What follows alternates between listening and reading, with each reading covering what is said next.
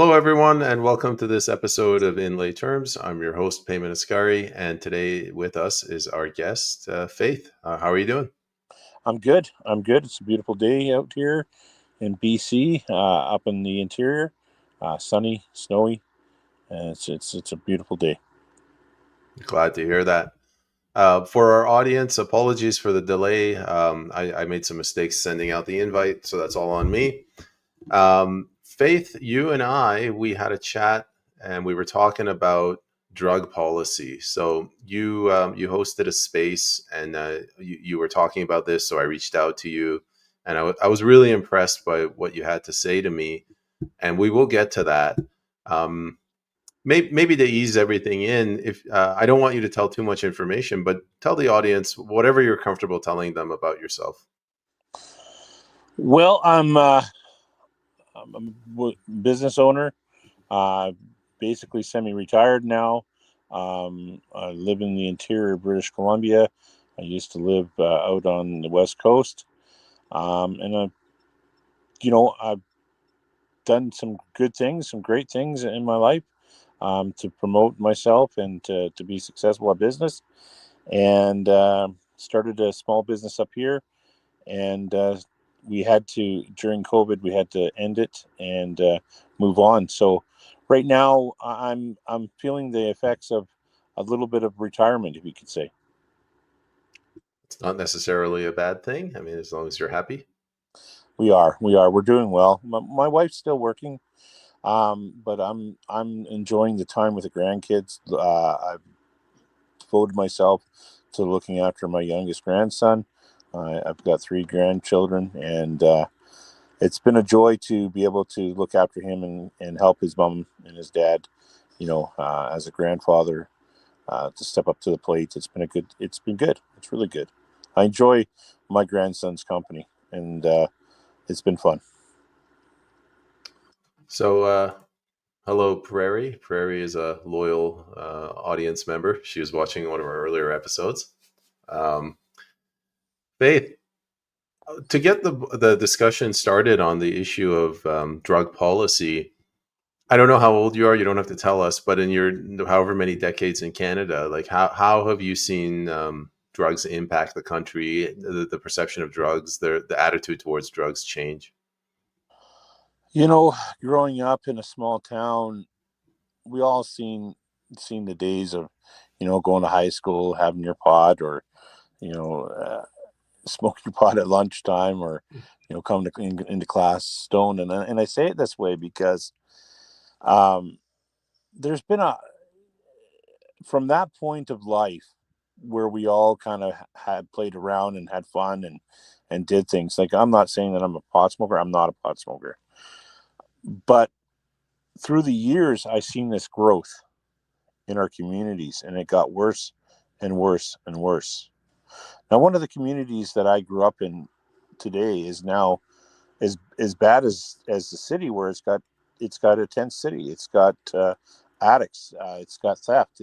And we came from a town that where you could leave your door open. You didn't have the issue of illicit drugs pouring into your community.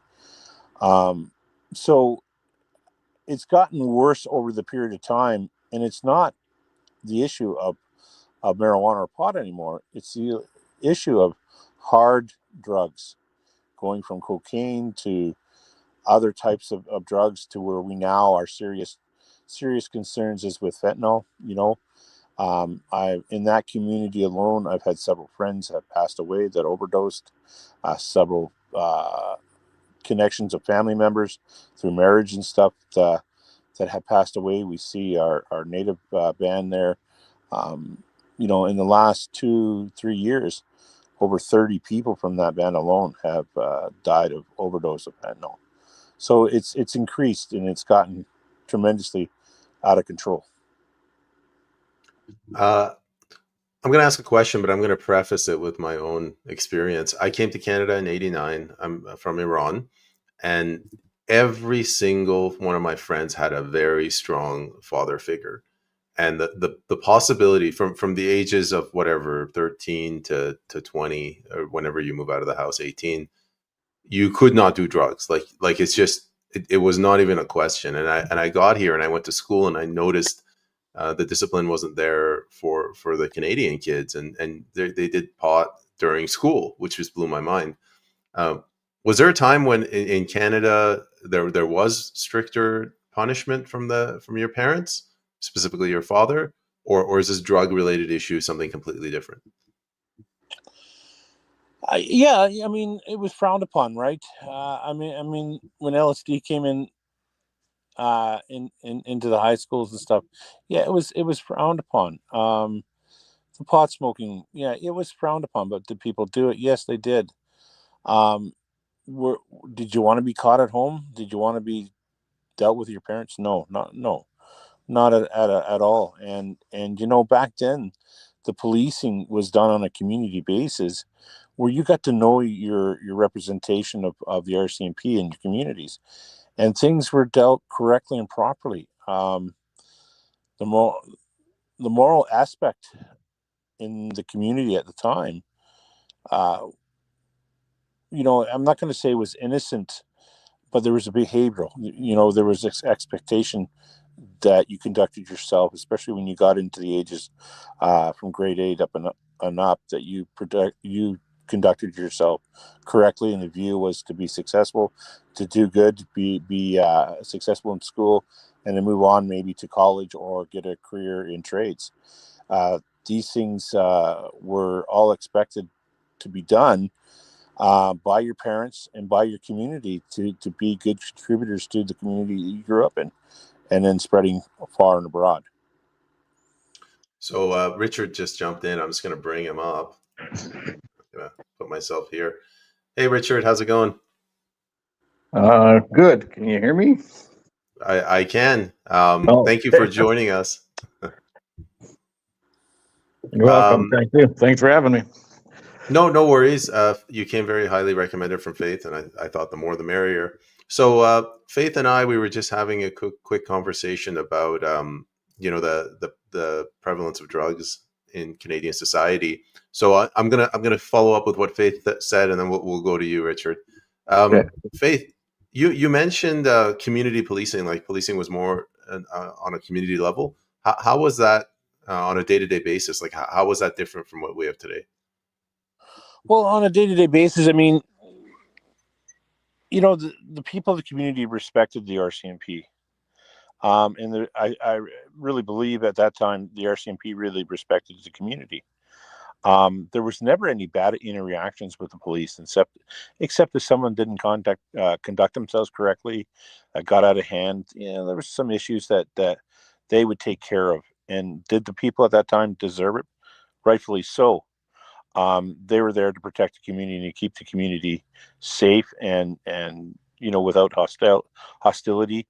And you know we were free to walk around. We could be at 2 o'clock in the morning and not worry if we were going to get attacked, or thievery was going to take place, or these kind of things. There's a respect and a mutual respect towards every citizen that was in that community. Today, you're not finding that. Today, you're worried when your kids walks down past the pizza shop.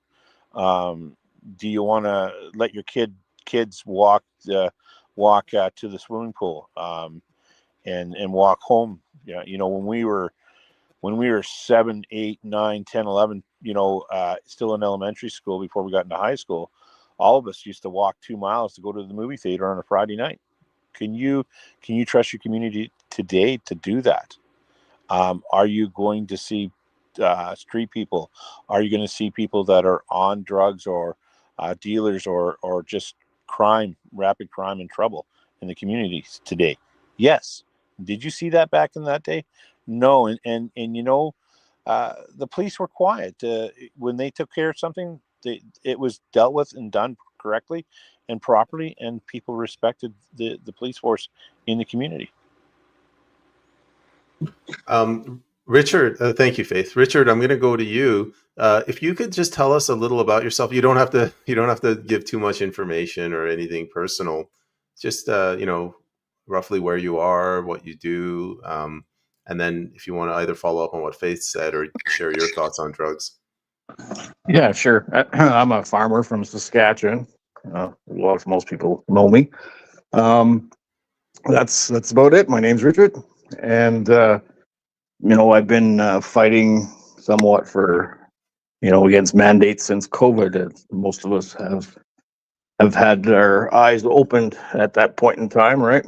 And fighting for freedom in Canada, obviously under the tyrannical Trudeau government, which is definitely gone, but uh, by the wayside. But yeah, I mean, drugs are definitely a problem in Canada. I think it's becoming more evident as our southern neighbor president has shown us and has been telling us. Although there's lots of things to divert the attention from the drugs, but drugs are a major problem in Canada, especially in BC, where you guys are, right? I mean, I've seen quite a few documentaries about it, about how bad it is out there, and so yeah, we need to clean it up. Um, I believe, isn't it in BC? Didn't your lovely premier basically didn't make them legal, but they're not criminal, even cocaine and hard drugs? Is that correct? Faith, do you want to answer? I don't want to say something that's incorrect. Well, EB has allowed the Trudeau policy in British Columbia to take place, where safe house, safe place to shoot drugs and to shoot up. But we're finding out that seriously, EB tried to come out a few months ago and say, this isn't working. This isn't really benefiting British Columbians. It's worsening. And we know ourselves that through the grapevines, you do hear how the people are getting the free illicit drugs from the safe houses or safe places, I guess you can call them. And then they're being redistributed back onto the street in a different way. So, is fentanyl safe? Fentanyl's not safe. Is any drug safe? No drug is safe. And so, you know, we read an article just last week about pharmaceutical drugs and the black market that has been, that the government of British Columbia has basically entered into. What is the truth about that? Um, how far can we go through there? I was listening the other day to Mark. I'm just going to use his name, but he's an author. They were talking about the depths of the cartel, the depths of the triads, the depths of the Hell's Angels, the ports that are full, that are coming in. Not very many. Not very. How can we say it? Let me put it this way. I don't want to say anything incorrect or get myself in trouble with any other gangs, but the ports are full of illicit drugs coming in. Um, we have sanctions of different gangs that the ones I just mentioned. It's even thicker than that. And then our own government itself is allowing this stuff to take place without policing, without putting proper protections on the border. Can it be easily stopped? It can be easily stopped. So yes, British Columbia is in the drug trade, in a sense that our government is allowing it to take place and um, not policing it to stop it, and it's flowing into our streets, killing our children and killing our cousins and uncles. And it's time for Canadians, and especially British Columbians, to wake up to the fact that the statistics out there that, well, not statistics, but what's out there on the streets today. And I've been affected even with my own son, who's in jail, who's done crime, who has been addicted to these drugs. Um, that even with his own friends, the group of friends that he has, the amount of people that are out there that are suffering through this, or allowing themselves to be put into this crime ring, is, how can I say it? I mean, I'm being a little bit all over the page here, but it's a point I trying to would like to people to understand that it's bad. It's really bad, and it's really deep in British Columbia. Let alone, can I speak on the other provinces across this nation? No, but I can sure talk about our province in British Columbia. How bad? And even where I live today, I mean, I could walk down the street with a camera today and show you 20 or 30 people that are on drugs right now, walking the streets, on the sidewalks, they're ready to get hit by cars, or are sitting there in the cold, that have no houses to live in, no places to stay, and are sitting under the bus stops and huddling together. It's that bad. So yes, our government is definitely not helping and contributing to the problem of British Columbia. The government created these all these problems that you talk about, Faith. Uh, I did look that up, and January 31st, 2023, an exemption to the federally controlled drugs and substance act came into effect in British Columbia, removing criminal penalties from possession of small amounts of illegal substance and personal use by people 18 years of and older. So right there, your provincial government created the problem because they actually created a market for it.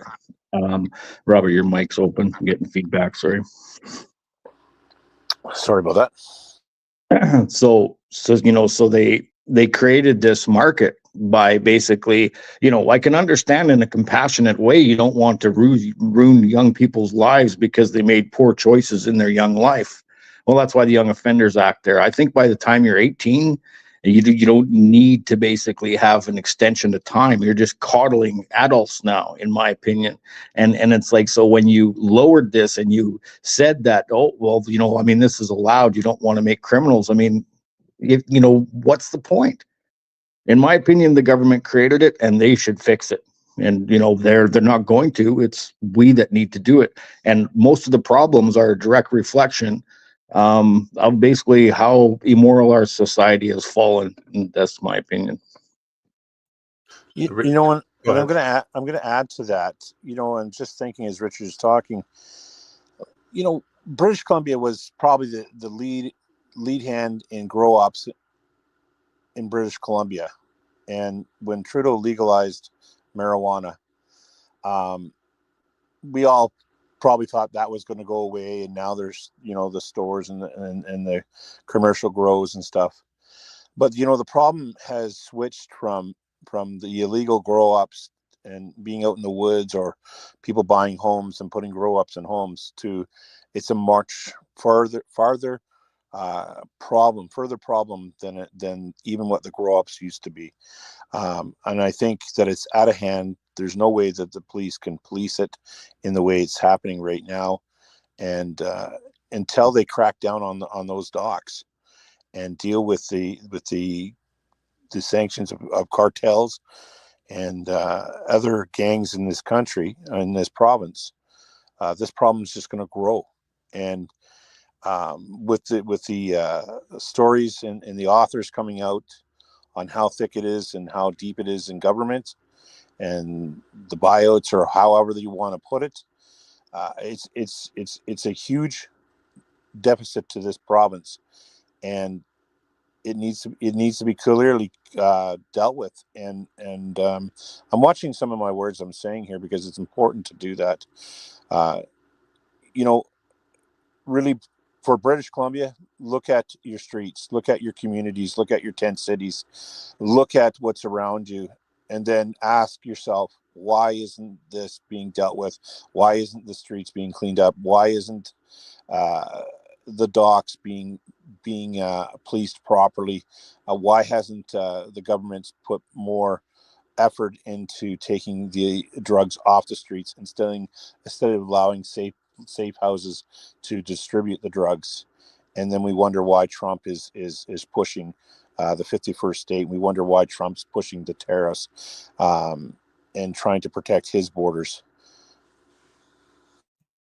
I got a question. So we'll go with Richard, and then Faith, you can answer this question as well. Uh, what do you think would be good drug policy? Let's take something like fentanyl. Should it be fully illegal, or should it be managed by the state through safe supply? I think it should be fully illegal, no questions. Faith? Well, okay, so illegal.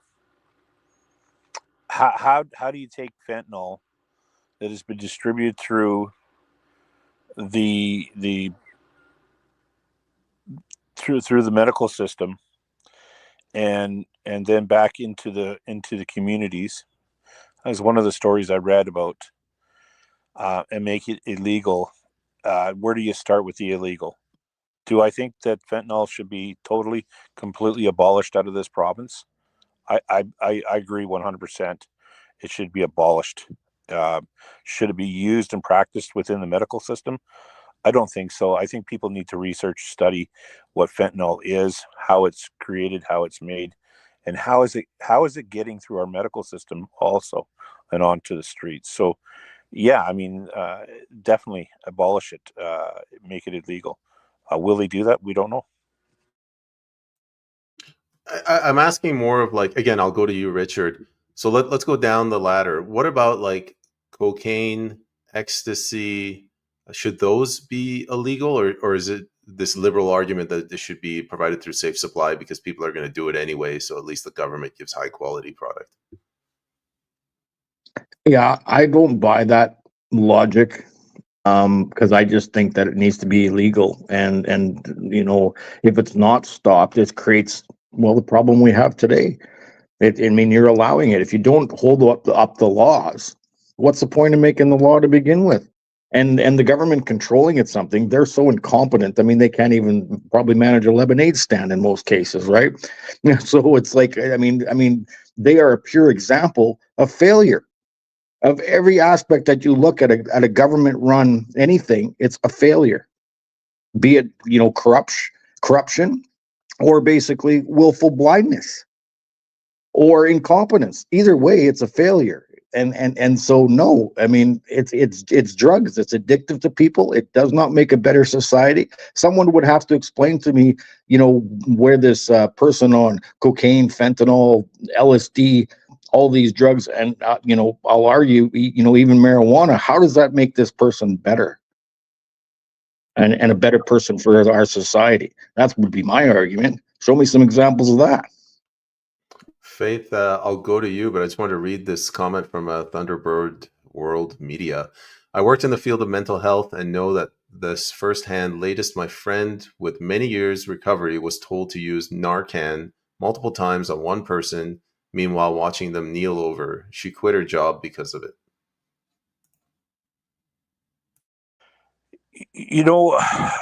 I went down to rescue my son in Maple Ridge to get him off the street, and there was a girl that overdosed right where I was to meet my son. And when I was sitting there, waiting for my son to show up, I seen five individuals, a young man, 20, 21 years old, walking with a blanket around him, no shoes, with shopping cart. I seen, girls that were dressed as hookers that were no older than 19 years old, 18 years old. And I was too scared to go out and get that girl that was in the bush laying there to help her. I didn't know what to do at the time. And I called the ambulance, and the ambulance came right away. And the thing, this is important to tell people. We sit in our homes and we don't see what's going on the streets. And Maple Ridge used to be a prominent society in British Columbia at one time. And the ambulance driver told me to take my son and never come back here ever again. Get your kid away from here. So what does that tell us in our society? As our society fell apart because of these drugs? We're not just talking about fentanyl here. We're talking about what you just spoke of: ecstasy, cocaine, crack, meth. Uh, Many young kids' lives are being destroyed. Um, so, I laugh at the mentality. Should there be safe houses? Should we promote safe places? Not at all. What we should be promoting in this country and in this province is moral aspect, getting people back to what it once was like, and having a dignity and respect for themselves and for their communities. We talked about this a little bit earlier, how the RCMP did their policing and did their duty and jobs back in the day. But everybody respected them. Nobody's respecting the RCMP. Nobody's respecting these ambulance drivers, these fire trucks that are coming, and first responders that are coming to these situations day after day, hour after hour, nonstop. And I think we need to look at this and saying, do you want a safe injection house in your community as much as do you really want, the aspect of a drug house sitting in your community? Watching people being Narcaned, it's not a beautiful sight. When I watched that, I cried, and it's affecting everybody in our community. So to give a yes and to give a no answer it's important to give a heartfelt answer to this, because it's affecting. I don't think there's a family, a person, a father, a mother, a grandfather, a cousin that has not been affected in this province with the abuse of illicit drugs. Richard, I'm going to go back to you. I'm going to put something out there. This is sort of my view, but you guys can disagree with me. No problem if you like. I think drugs should be something, a good drug policy. Like, you tolerate people. First of all, you criminalize it. You tolerate them if they do it in private, and as long as they're not bothering anyone, if they're grown adults. But if they slip through the cracks, or if they get caught, then you have to prosecute them. This is the opposite of this, handling people with kid gloves and actually encouraging it, trying to remove the destigmatize the concept of being a drug addict. Do you agree with me? Do you have a different view, Richard? I agree fully. I can be compassionate and realize there's a problem, and our medical system does have rehab programs available, for those that it becomes a real problem and want to quit. But it can't be legalized, and like I said, kid gloves. There's a law, and we need to uphold it and strongly, because if you don't, it becomes the problem that we see today. So I agree with you fully. Faith? Let me get you to re-ask that question again for me, please. Um, I reject this argument that, well, they're going to do drugs anyway. The liberal argument, they're going to do drugs, might as well give them safe supply. No, have a law. Tolerate people. If people want to do, for example, cocaine in their own house, you can tolerate it. You don't want to do military raids every single day. But if they get caught, that's their problem. They will be prosecuted. So here's a simple answer to that. So we have alcoholics that drive every day, and if you get caught driving, you get prosecuted. And if you get caught more than once, you get your license taken away. You can be sentenced, and if you kill somebody, you're going to go to jail for a while. So yeah, I agree with you that do we tolerate it? No. If we put parameters, strong parameters around this, that people understand that they could be sentenced and put in jail, then let that take place to save a life and to save and I'm not talking about just saving a life, but saving a livelihood, or a person that has 30, 40, 50 years, 100 years to live. Do you want to see your young children dying in the streets at the age of 20 years old and their lives ending? Did you have children to watch your children die? So I think, yes, we need that strong parameters put in place. But, at the same time we say this, where's the mental health today? Where is we do have rehab houses. I've worked in a few, but I think it's important for the government to focus in, and Richard and I have talked about this extensively.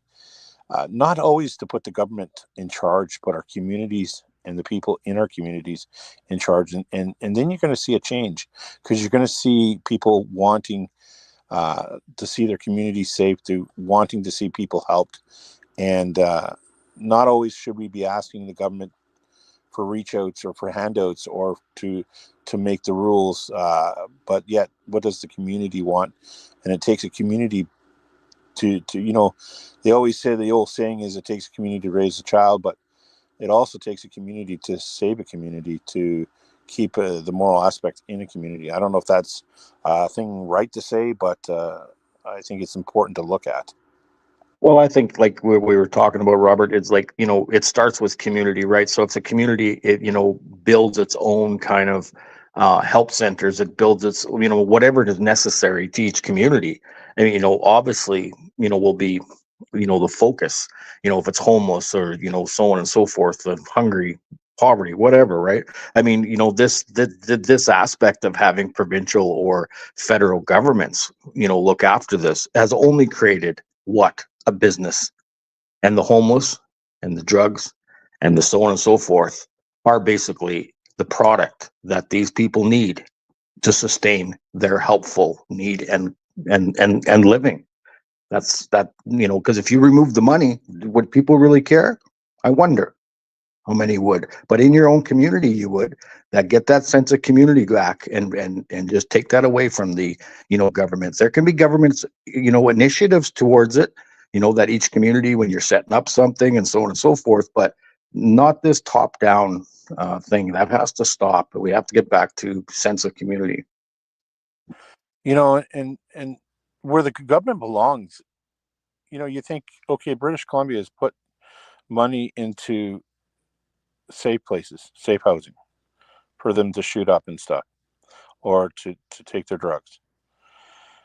But why aren't they focusing the taxpayers' money and the taxpayers' interest on where the drugs are coming from and onto the gangs? That's where the government belongs, to take care of that. It's an invasion into the country, and it takes the government and an army to halt it in such a sense.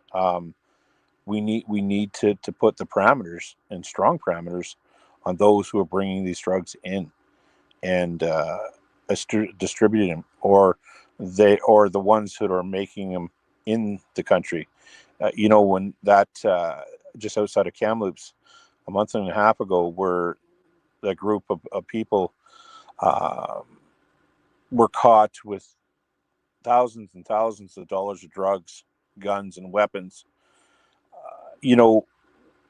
Why isn't there more detail on these groups of gangs? People in communities know that these things are taking place, but they're not going to go and stop it. They expect their police force, their taxpayers' money, that's paying the police force to come and control this and stop these things. And so there's where I think the government needs to be. And as Richard said, more emphasis on our community, governing the people of our communities. I think we're all in agreement. I'm just going to revise what I said earlier when I said drugs should be tolerated but not encouraged. And when you guys say community, I just use the word family. So, like, for me, good drug policy would be the government comes in and says this stuff is illegal, and then it does whatever it does. Faith, like you said, go find these gangs. And then the family is the one that puts pressure on people to keep them in line. Like, what I'm trying to say, and I'll throw it back to you in a second, Faith, if you try to get the government to replace the role of the family, or what you guys are saying is community, you get this out of control situation you have with pharma right now in this opioid crisis. Faith, you first, and then Richard. Yeah, I mean, definitely the opioid crisis is out of control because of the government. When the government, I'm trying to think of how I can answer this and put a thought within the people's hearts. When I was running my campground, and we had an out, it wasn't in the city or in a town. It was a backswood campground.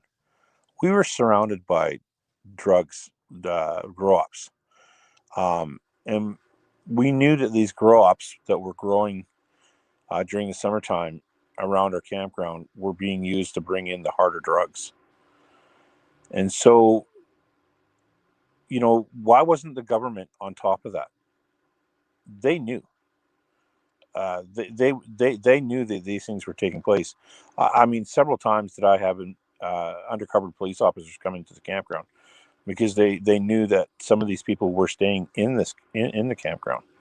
So why wasn't the government then cracking down on these grow-ups and stopping the other drugs, the trade-offs from coming into the country? I don't know if I've answered your question there when I say that, if I put it off in a different direction. But here, I'll let Richard answer that. Maybe I'll come back to it. How's that sound? Go ahead, Richard. I agree. Sense of family. I mean, that's where morals come from. Obviously, and it would be. I mean, that's where it starts. But if you want to know somebody, look at their friends. I mean, that's a true statement, right? So that's where the community comes in, is when you have an upstanding community that helps each other. You don't have the riffraff. It's going to come in, and I realize I'm from a small town in Saskatchewan, so it's a little different than obviously if we're talking about Vancouver, Calgary, or even Regina for that matter. So it's a little different. But from what I know about cities and the way they operate, there's certain little areas of community within the city itself as well, right? You have your different lions clubs, your so on and so forth. So there is a sense of community within the bigger cities, and so that's it's we need moral values back, and governments have been, I mean, definitely on a pre-planned divide and conquer, and they've done very well by implementing this divisiveness and focusing on what making us all focus. Sometimes even myself, I get caught up in that, and focus on what we disagree on instead of focusing on what we agree on and coming together and making this our country and community better, right? So I hope that answers your question. You want to follow up, Faith? No, I think Richard said it well. Again, I mean, I'm stuck on what's out there, what's been happening. I see the communities being overrun, and definitely it's going to take people of the community to solve the issue here. Leaving it in the hands of the government, I can just see it's going to get much worse. Family, the aspects of family. Here I am. I'm a family man who has a son that's involved directly within what we're talking about, and it's heartbreaking. It's challenging, but I have to have my hopes up. And what do I do as a father now? Do I say to my son, "You should never have done this. You should never have done that"? That's too late for that.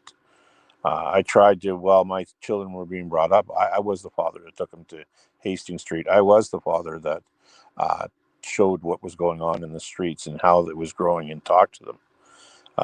Kids make their choices when they get into high school, and they begin to develop their young adult lives.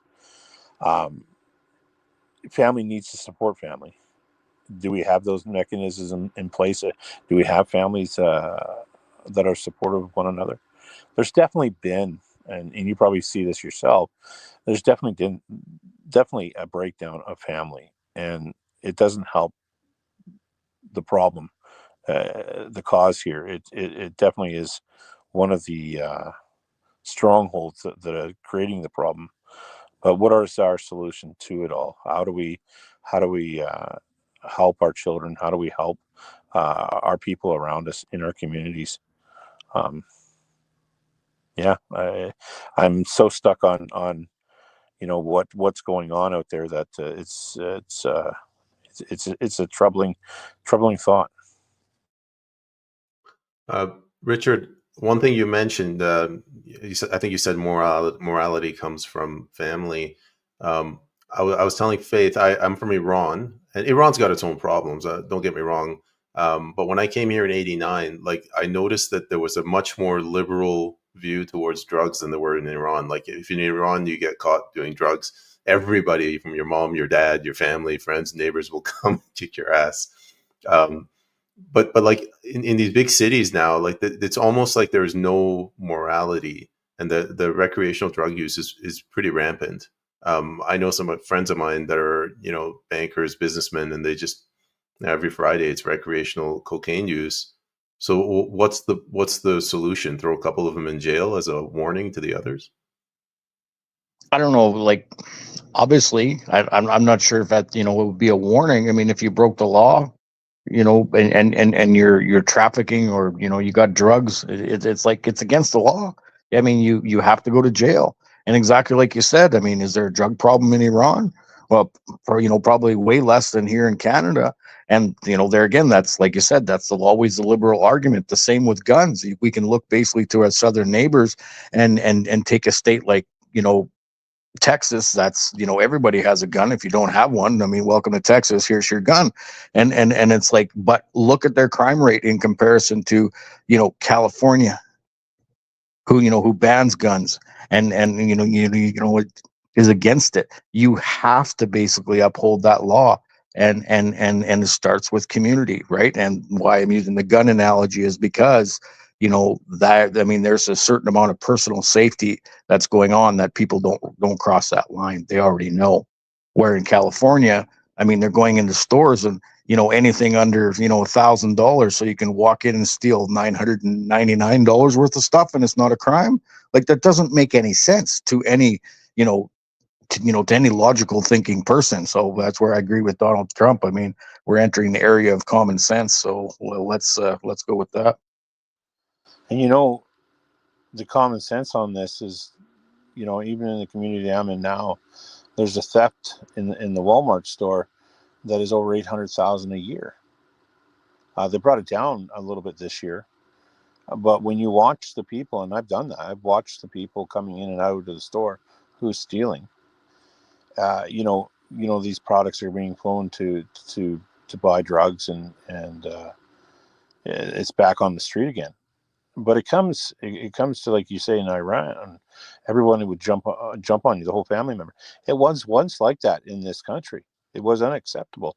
What's happened today is drugs are being more accepted, more and more as we go along here, and there has to be a change in the tide, because the end result of the acceptance that drugs are in our community is the spiritual acceptance is the death of our children, the death of our cousins, the death of our community members. And, I wish that sense of what you talk about in Iran was still there today in this country. The moral aspects in our country has been diminished, and I believe it's been diminished because of our government and the acceptance as days go by. I don't know if I'm right with what I said there, but that's how I feel. And when I see what's happening in our communities, and there's not one community in British Columbia that is safe from what we're talking about today, not one. And again, you know, the knowledge that I have about people involved in stuff in this, um, most people don't understand, don't believe, can't wouldn't accept to say, oh, no, we don't have these big drug lords and gangs in our country, but we do, and they've infiltrated our governments, and this is important. So I have again, I'm trying to figure out what would be good policy. So I got a tough question, and I'll go with Faith first, and then we'll go to Richard. Let's take something like marijuana. Should the government's position on that be absolutely illegal? Should it be you can produce it for personal consumption up until a certain point, because at the end of the day, it's just a plant? Or should the government basically do what it's doing right now, where it's a cartel? Faith? Well, it's a bit of a broad question on that, isn't it? Because so many people use it as a recreational drug, right? That there's much argument back and forth on the aspects of marijuana. To should it be legal? Should it be legalized? Unlegalized? Should there be? It's become a big, huge commercial market, so you'll never see it leave the community, leave Canada now. Um, but again, you know, how do you How do you fight against the people that believe that it should be kept legalized? And how do you fight against the uses of the drug or marijuana in the pharmaceutical system? Uh, so it's a broad question. Should the government be policing it? Like, should the government um, be in control of this? No, I don't think the government should be. But there are aspects that, I don't want to sound like a hypocrite here, but there are aspects of marijuana being used for medical practices, and should it stay that way? Well, maybe yes, maybe. Do I know enough about that? No, but it's important to again look at it this way: is that there are going to be people who use it, and there's going to be people who don't. And how do you control those people? And did I make any sense when I just talked here? Because that's, to me, it's a broad question, Richard.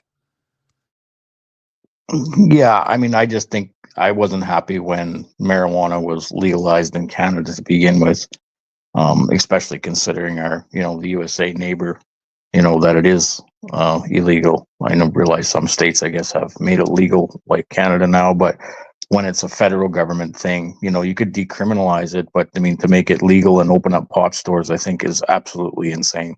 I never thought I would ever see the day that that would happen, because I believe it's a gateway drug. Maybe I'm ignorant on that, you know, perspective. You said it's a plant, but so is cocaine, right? I mean, cocaine's a natural plant just as much as marijuana. I mean, how we use it in a negative way, that's really, where it turns bad.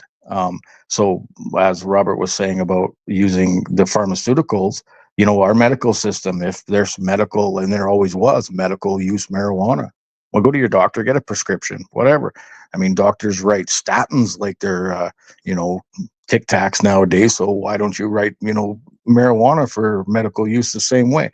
But when you're having stores set up, and it just becomes a bigger problem, in my opinion. And I guess, going back to prohibition and alcohol, was kind of done in the same way, right? But and I guess, but both, in my opinion, are just products of more government failure because people cannot gauge themselves. I mean, it's just proven time and time again that there's never a broad standard that can do it for every community. I mean, for every province and for every person's, family. There's always, that's where, your sense of family makes good sense. If that's what you think is best for your family, well, go ahead and do it. But then make sure you're doing it in the privacy of your own home. You don't need to flaunt it out in the community, flaunt it in the province. Lobby governments and provincial and federal to push your idealisms on somebody else. Like, it's just life. Like, deal with it, right? That's so. No, I don't think it should be legal. Well, you make a good point there, Richard, about if you're going to use a recreational drug, beer's made out of barley and hops, and it's a plant too, and people use it for socializing, and it should be kept within the home. And I say that because there's going to be too much of a debate and argument about the purposes of marijuana. But again, just as branding a home stock beer, or from a commercial made beer, the same thing is happening in the marijuana fields. There are a lot of good purposes for the plant outside of getting high, outside of social herb, as the pot guys would say. But again, uh, is it the gateway as a young child getting into that during their livelihoods? And I've seen it many times with my own friends. So yeah, it's a good point of, does it spill out of the house into the streets? So again, what's the answer to that? Well, isn't there a little bit of imbalance, just to pass it back to you, is like, when you're looking at tobacco, I mean, tobacco is banned. I mean, it's, shunned upon, socially nowadays. But I guess if hookah stores and, hookah bars are okay. It's like, what has gone on here? Like, isn't it? It's crazy to me. Yeah, like I guess where I was going with that is I don't like the way that the government's getting so big. It's not. I don't smoke weed. I'm not really a big fan of it, but I buy my alcohol from the government. Like like I don't understand why I have to go to the government to get my alcohol. And I'm wondering if that's where we're going with, well, obviously marijuana. It's just a cartel now, but eventually, hopefully not. But if they legalize cocaine, then what? We got to go to the government for that. See, that's different jurisdictions again. See, here in Saskatchewan, it's at grocery stores, right? Liquor. So, I mean, it isn't, it doesn't need to be, a one all thing. The federal government needs to say all across Canada grocery stores are allowed to have alcohol. I mean, it's all about money. And in my opinion, is governments, organizations, if there's money in it, therefore they'll legislate it, therefore they'll create governing bodies and corporations to administer it. And so that's really what it comes down to, isn't it? Really? Because if there's no money in it, it's not about the people. I mean, compassionate will always be pleaded for that, you know, authority, so to speak, right? Well, and if you look at the law, you're allowed you're allowed so many marijuana plants on your own, and you're allowed to carry so much in your pocket. No different than doing a little brewery yourself in your home with making your home brews or making your own wine. But you're only allowed so much of that. Then you're expected to make sure, and especially in British Columbia, that if you're going to have any of your higher proofs or whatever, you're going to have to buy it from the government. And if you have multiple bottles within your home, say you could, if it wasn't government bought and you're doing this on your own, I don't know. I haven't looked into the law on that, but I do think that you could be charged for making too much of home brew and having your own brewery system in your own home. So again, it does come down to the money aspect. Why should we have to go to the government to make a bottle of wine or to do these things? But they allow us to do so much, but then they expect us to go and buy from them. Oh, that's fair. One other thing, Faith, you and I were talking about on the phone was like to me, there's different levels of culpability. So if you consume a drug in private, like let's just go with cocaine, that's not nearly as bad as if you go and sell cocaine to high school students. So I think are we all in agreement that government law enforcement has to prioritize who they go after? I don't know, Richard. I agree. I mean, for sure. Yeah, it's whatever the law is, it has to be upheld and upheld strongly, or it's just going to increase the problem. Faith, if you want to answer that. Basically, I'm saying a distribution of drugs should be, we should go after that, the gangs and the distribution. Oh, definitely, we need to go after the gangs and the distribution. Yeah, we definitely need to do that. Um, it's let's face it, it's out of control. Um, I think if you were to go down to the docks and talk to the dock workers, the average dock worker, they could they could probably tell you stories.